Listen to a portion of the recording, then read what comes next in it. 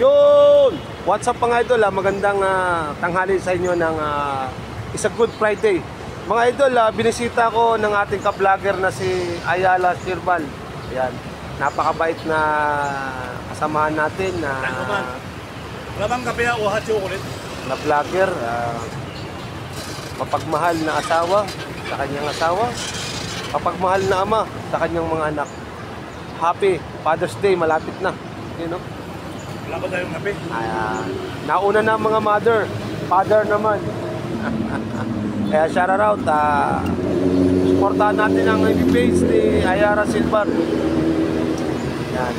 Ay ang kanyang sasakyang pandigma. Yan mga idol, bike lang. Bukas tayo mga idol, kita-kita tayo sa Hinulugang Taktak. Bike muna tayo. Yan.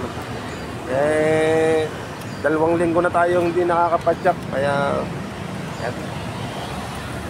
Kaya salamat sa lahat at napasyalan ako ng aking kaibigan. Sir, ano bang masasabi mo sa NCAP? Sa NCAP ngayon? Sir, sa pagkakaya mo. Sa Engkap, kape, maluwag na isa. Pakaluwag na isa, sana mag-bike. Tawa naman ang motorista.